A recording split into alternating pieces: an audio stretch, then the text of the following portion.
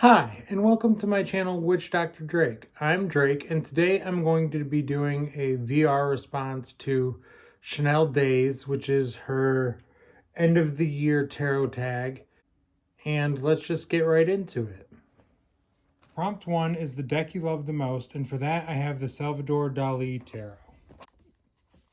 The Salvador Dali Tarot I got as a gift this year for my birthday from my partner. And I've been in love with it ever since, and I've been using it pretty frequently, if not daily. And it's really just a quite magical deck. But I don't really know what else to say about it besides it's gotten the most use from me, and I recently learned about the companion book that came with it. The one I have is missing 2 sections. At the very end of each card, there's an advice section in a different version of the book, and where the card images came from is detailed. And I don't have that version, and I really am thinking about getting it just so I can know where all these images come from, because I've really been wondering that. So yeah, that's my number 1 deck this year. In addition to the Salvador Dali Tarot, I have Magic Manga Tarot, which is also my most loved deck of the year, tied for number 1. And the Magic Manga Tarot is my ride or die, year in and year out since I've gotten it. This is my second copy of the deck. My first copy I gave away to a friend after I got this copy, and this copy was nicer. And I kind of regret that decision. But ultimately, I have a copy of this deck still, and it is my favorite. Prompt 2 is the most recent addition to your collection, and for that I have Season of the Witch Winter Tarot. This deck has already been featured on my channel, and I just got it. And I'm planning on doing a full review of it once I've used it a little bit more. And ultimately, I don't have much more to say about this deck at this time. So instead of talking about this deck for this number 2 most recent edition, I'm going to talk about another deck. My second most recent deck is the Woodland Fairy Tale Tarot. And I'm going to talk about this one because this is the last deck I got it in the end of the summer, and I didn't use it much. I used this deck, probably like 2 times in total, which is why I haven't even shuffled it much. And then it transitioned into fall and winter, and I stopped using this deck altogether at the end of summer. And I'll probably get back into it in the springtime, I believe. But for now, this deck is my most recent addition that is experiencing large lack of love. Is experiencing a lack of love for sure. Prompt 3 is a deck that isn't your usual style, but you're vibing with, and for that I have Neon Moon Tarot. Neon Moon Tarot is a sci-fi deck that's very technology focused and futuristic. And at first, I didn't really think that was my style at all. And I didn't really think I understood this deck when I first purchased it. But after working with it in the fall a lot, I realized this deck does have a use in my collection. And even though the suits are weird and it's not really my color aesthetic or my theme aesthetic, I do actually like this deck a lot, and it's a very powerful reader. And I'm starting to embrace myself as a techno witch more and more.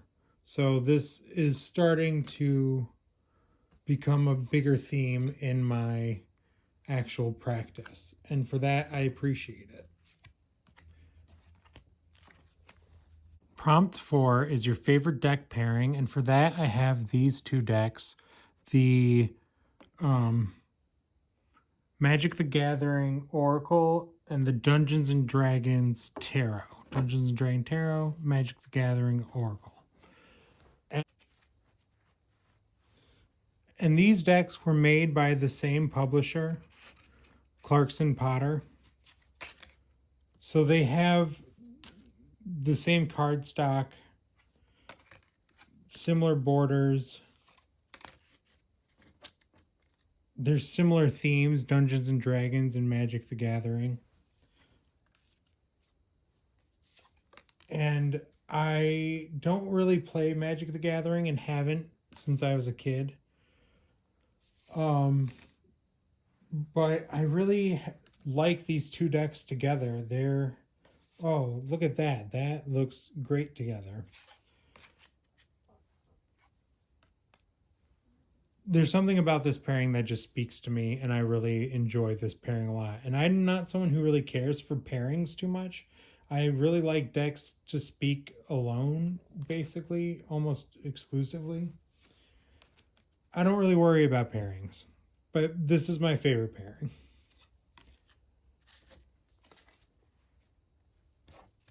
Prompt 5 is divination accessories. And for that, I have these four pendulums. And these four pendulums serve different uses in my practice. This amethyst one is my all-around, all-purpose pendulum. Serpentine is used for connecting to earth and shadow aspects of the world and nature. Aventurine was my old all-purpose pendulum, and now I don't use it as my all-purpose pendulum. I use it mostly for decision making. And Angelite, my Angelite pendulum, I use mostly to connect to Catholic and Christian spirits, and by that I mean my Catholic ancestors. Prompt 6 is a great card backed, and for that I have the Clow. My confession is I don't really care for card backs or pairings. In all honesty, I'm not really someone who works with pairings in tarot or oracle or with much regard for the backs of the cards. But with this deck, I do regard the backs of the cards more, and I like the imagery. It's inspired some different magical workings in my past. So for that, I guess it's my favorite card backing, but in all honesty, I really just don't care about backs of cards. I care about the fronts. Oh, that's my favorite card, the Cloud. Prompt 7 is a deck with a theme you like, and for that I've chosen this deck, which is the Nightmare Before Christmas Tarot. And the Nightmare Before Christmas Tarot is a deck that has a theme I like because I really love this movie. This is honestly my favorite movie of all time. And I love anything by Tim Burton, from his Batmans to Beetlejuice to Corpse Bride, anything Tim Burton I consume and I like, basically. And this deck is no exception because it's inspired by his work from The Nightmare Before Christmas. And I don't really like this deck all that much, but I do find I can work with it. And I've been forcing myself to work with it between Samhain and Yule. So it's been getting use in my practice, but I honestly don't like it as much as I thought I would given how much I like the movie. But that's a deck with a theme I like. Prompt 8 is your most beautiful decks this year, and for that I have these two sister decks, the True Black Tarot and the Ephemera Tarot. I'll show the Ephemera Tarot because I haven't shown it much on this channel yet. But I haven't been using it much since Litha. I've been using the True Black since Litha, and I have plans to switch back to this one. Oh, today is Yule, so I guess I can switch tonight to using this deck, and I guess this is me unofficially switching over to this deck right now. And this deck is absolutely beautiful. Its sister deck is equally as beautiful. And I just love these cards. They are stunning. These were a splurge, and I am so happy I made that splurge.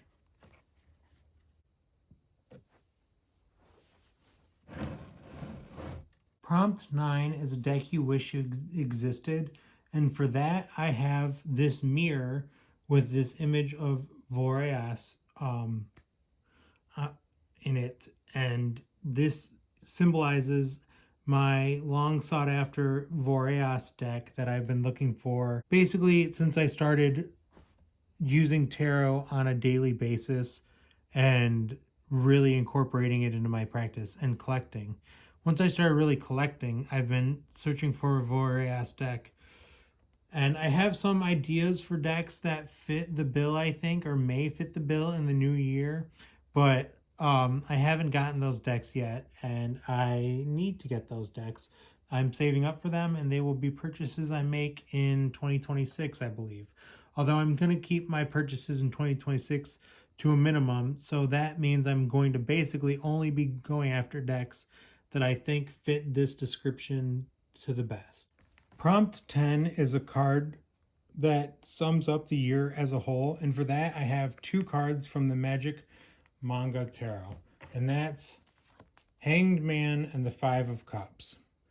Hanged Man and the Five of Cups. This year has really been Hanged Man year for me personally, and I think the Five of Cups, especially from this deck, really symbolizes how I've been feeling and how I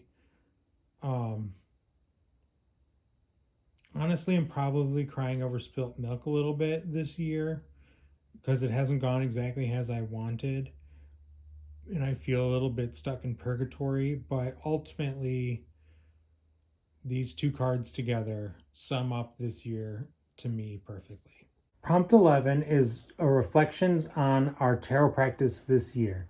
And my goal this year for my tarot practice was to use every deck in my collection a minimum of 3 times throughout the year. I pulled a card at the beginning of the year for every deck, and if I got a new deck right when I got the new deck, I pulled a card for it then. But I pulled a card at the beginning of the year, and then I assigned every deck that I got a season, and I used it at least a minimum of 1 time in the season I assigned it.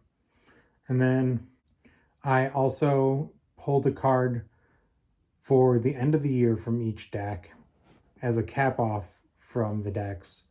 And I really enjoyed that practice because it did make me utilize some decks that literally only were used for those 3 pulls. But it made me appreciate the decks that I use much more and get more use out of my decks. And it makes me think that the decks that got very little use from me this year might not necessarily need to stay in my collection forever, which I've never done a deck decluttering, and I have over like 130 decks, I think, at this point. So it might be coming, but it has yet to come. And so I guess my reflections on my practice are I liked that I put an effort for every deck, but it showed me where I have weaknesses and strengths. Prompt 12 is a card to cap off the year or deck you want to work with more in 2026. A deck I want to work with more in 2026 would probably be the Woodland Fairy Tale Tarot that I already showed earlier in this video. That was the last deck I got at the end of the summer. That deck I would like to use more in 2026 because it got very little. It was one of the decks that only got 3 uses out of me. I only pulled 3 total cards from that deck this year, and so that's very little. So I would like to get more out of it in 2026. But I'm also going to pull a card for next year, but this is going to symbolize or be for anyone who's listening and it resonates for, but also I'm going to pull a card for my channel in particular for the next year. And I'm using my Magic Manga Tarot, which is my go-to most trusted deck. So I'm really, let's see. I got the 5 of Pentacles. And the 5 of Pentacles is often about not having enough and being left out in the cold. And if that's how I feel about my channel in 2025, then it'll be a slog year for my channel. But that means it will be about putting in the work and trying to do my best to keep up this practice for my own fruition, for my own value, regardless of the value it brings to the community. That doesn't mean I hope I bring no value to the community, but ultimately this is telling me that I need to be committed to this, and I might not feel super immediately welcomed, but I might in time. And that is that. If you made it this far in the video, thank you for sticking here and watching. Leave a thumbs up, follow, or leave a comment. Thank you.